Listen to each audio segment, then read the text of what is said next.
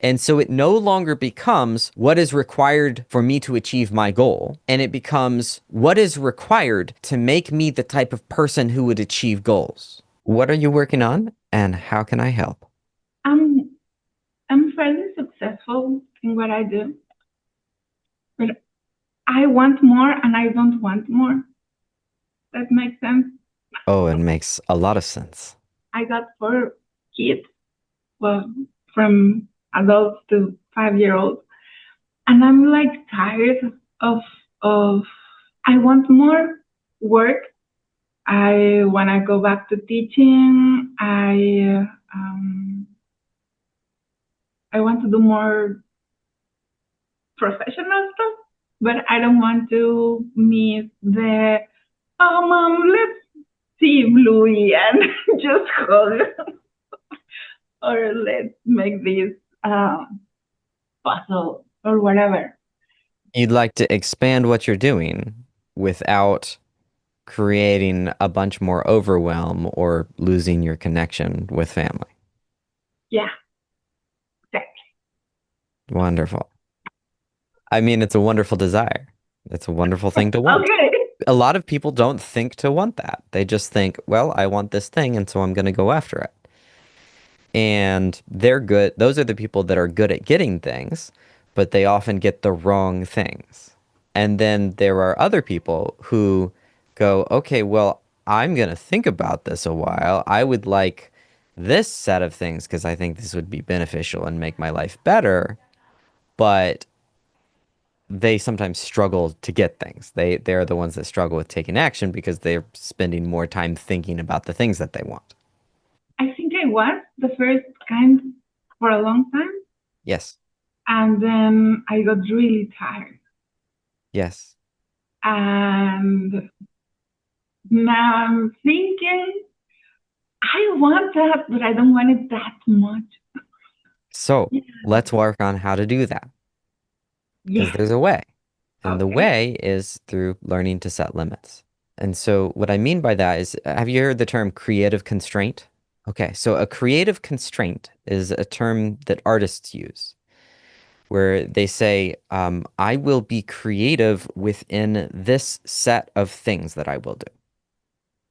And so that could be the creative constraint is I only paint with watercolor and ink and pieces of paper that are this big. And so Okay. the constraint is the limited number of materials and the limited size of materials. Okay. It could be I only paint with watercolor and ink and pieces of paper this big, and I have to be finished with my painting within 35 minutes. Okay. So That we is a can constraint. set So impossible constraints. So artists know that creative constraints make art better. Strategic limitation, another phrase for creative constraint, enables people to come up with interesting solutions that are different and more valuable to people than if they have the option to do anything and everything. And so another example of this is the band The White Stripes. So the White Stripes have a creative constraint of the rule of three. If you look at their videos, you'll notice everything is red, white, and black. Yeah. That's their color scheme. Oh, Three colors. And then their music, this one is wild. You will notice almost all of their songs, there are only three instruments playing at any given time. And it's not because of the number of people in the band. There's actually two in the band. But they chose to constrain what they were doing to say, okay, it can only ever be drums, guitar, and voice, or drums, piano, and voice, or guitar, piano, and voice, or guitar, piano, and drums. It can never be more than that. We have to limit it to three. And the thing that came out of that limitation was an incredible band, an incredible thing, because it made them think about things as a particular way. And so, what we do when we are earlier in life is we set goals and then we go, okay, well, I'll do whatever it takes to hit this goal. and then we exhaust ourselves. And so Yeah. we pick a goal and we go after it. And we go, well, as late as I need to stay up to achieve this goal, I'll stay up that late. If I need to sacrifice my friends, I'll sacrifice my friends. Whatever is required to reach this goal, I will do that. And that's powerful. It gets a lot done and it teaches you a lot of lessons about how to move in the world. It teaches you sacrifice, which is very valuable. There's lots of good things that come from that. But people who do this a lot, what ends up happening is they Perfect when sacrifice you're so 20. much, they sacrifice so much that they then suffer. They have no constraints. When somebody then matures and they get to the point where they go, okay, so I've learned a bunch of skills and also I've expanded my life to a degree, right? Where I now have elements of my life that I'm happy with. I don't want to sacrifice everything in my life. Then what you have to do is you have to go, okay, well, I'm going to set a goal that includes constraints. I'm going to say, well, I want to work towards X, Y, and Z outcome or this specific outcome, but I get to work on this a half hour a day, and that's the amount of time that I get to work on it. It's not that I have to work on it. It's I get to work on it for a half hour. Like that's it. And so given that I only get to work on this for a half hour, how do I creatively shape this so that I could get a result in a half hour? Right? And so at the beginning of life, you're undisciplined. You have to learn to be disciplined. And so say you have to work for a half hour. Like I know you don't want to, but you have to work for a half hour. But then you go through this process of the achieving goals and you learn how to sacrifice and you become willing to work as long as required. And so once you learn that lesson, the new lesson is you only get to work for a half hour. It switches. And so it's limiting you. Does that make sense? Yeah, it makes sense. It sounds really challenging, It's extremely challenging. but yeah, it makes sense. It's actually what we would consider the next challenge of life. And so the Okay. challenge when you're younger is you don't want to do the things, and the challenge is to get you to do the things, right? Okay. And then you learn how to do that. But then eventually you overextend on the willingness to do things, and you're willing to do everything, and it drains you. So you have to learn how to actually control your instinct to do everything. You have to switch to go, here are the limits. And so you can create these constraints, these limitations in a way that serve you. And the way you do this is you kind of take an assessment of you and your life and you start to figure out, okay, so where are my talents? Where are the environments in which I thrive? And how much time could I devote to a particular project? Things like that. And so you go, okay, here are the sets of things that I have talents in. And then I thrive in an environment with people. And I have 1 hour every 2 days that I could devote to this thing. So that means now I'm only allowed to work on this project in this way. I have to use these skills to get there. I have to do this in a supportive environment with my friends. This is a co-working project. And I schedule a meeting with my friends every other day for 2 hours, right? Because that's the thing that works for me. And I make that my constraint. And that's how I work on the thing.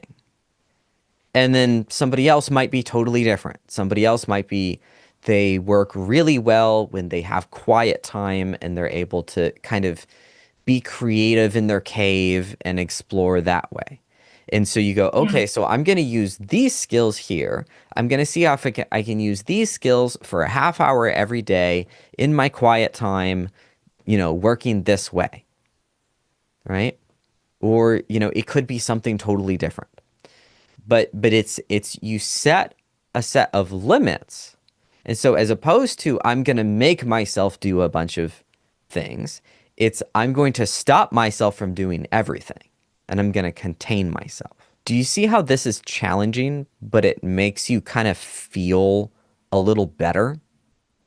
Yeah, to, because it's how you create a healthy individual. They need to be willing to do something, but they also need to be willing to not do everything. That's how you create a healthy person, right? Is you can't not do anything, but you also can't do everything. You can't be lazy and you can't be obsessive, right? These are the two far ends. We have to be somewhere in between those two things because both of those can destroy us. And the way we create that is through healthy limitation. that applies to relations too, I Oh guess. yeah. It definitely applies to relationships because it could be we only work with like let's say you're starting a business. It could be well, we only are willing to hire people who have a good attitude. And that means we might have somebody apply for a job who is an incredibly talented person, but they have a terrible attitude, so we're not going to hire them. There are some people who don't put that limitation on themselves because they want the skill from their employees, right? And so they go, well, I know that I'm going to hate working with this person, but I'll hire them because they're so good at what they do. And that's much more stressful, right? Yeah, that sounds terrible. Yeah. Now, here's a wild one. Some people have different constraints where it doesn't matter what type of attitude the person has, their skill is what matters. And so everybody accepts that the work environment is a total mess and people are going to have terrible attitudes, but that's not what matters in what we're doing. What matters is skill. And so if we're all focused on skill, then it's okay. And some people are all right with that because what that is they create an environment where there's not a lot of social interaction. It's just all about the work. And all of a sudden, it actually doesn't matter if this person is sort of a jerk because it doesn't even come up because they're so focused on the work. And that could be a constraint where it's like, we don't socialize at work. That happens. There are people that work that way. And for some people, they love that because they can just go to work and work. And that's just what they want to do. What I do in life is basically helping people not be jerks with therapy. Yeah, so you don't want that one. You don't want the all work one. I was watching your face and I was like, yeah, she doesn't want that one. No, no, no. But you see how it could be a constraint where all we do Yeah, is we just get in the room and we do the job and we're not going to be talking, we're not going to be doing yeah. all this interrelating, we're just going to do the thing. Mhm. And that is functional. There is a version of that that works. It's not what you or I like. But So, some people, that's what they yeah, want and it's fine. But what matters is that there's a constraint. Because in that example environment that neither of us like, in that example, there's still a constraint. And the constraint is we don't talk. We don't socialize. We focus, right? we come in and punch the numbers. Yeah. And for others, it's the exact opposite. Is the constraint is like everybody in the room needs to be willing to actually set the job down for a moment to have lunch together, right? And we have to make sure that that happens because we know that if we do that constraint, then the people bond, the people relax, they get to know each other, and they come up with better ideas, and we make more money in the long run, right? Like, or we stay in the business for longer so that the business is more sustainable and stable, right? Regardless, it's a constraint. And so you have to pick the constraints based on what would make you thrive and perform the best. And so it no longer becomes what is required for me to achieve my goal. And it becomes what is required to make me the type of person who would achieve goals. Ah, yeah, I read that before in your. I like that phrase. Yeah, Terrible, but it's really true. it's very challenging to think that way. Yeah. But when you do that, you start to think very differently. When you're thinking about what is required to achieve the goal, you just go, well, here's the work. I've got to do this work. And so you go, well, I got to keep going on this for 6 hours. But when you ask the question, well, what is required to make me the type of person who would achieve this goal?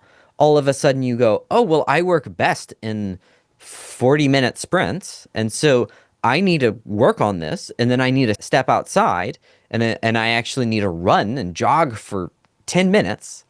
And then I need to step back inside and hug a person that I love and then do a 30-minute sprint and then have lunch because now you're thinking about what makes you the most effective as opposed to just what's this thing outside of myself. And so a lot of people burn themselves out because they're obsessed about the thing over here and they're not thinking of themselves as the thing that would make that happen. And when they realize that they're the thing that makes that happen, all of a sudden they realize, oh, well, I've got to focus on what is the scenario that would make me the smartest, most creative, most high performance, whatever the set of things are that you need. That's how you do it, is you set up the constraints that would create the optimal outcome, as opposed to set up the requirements that make you push yourself to the outcome.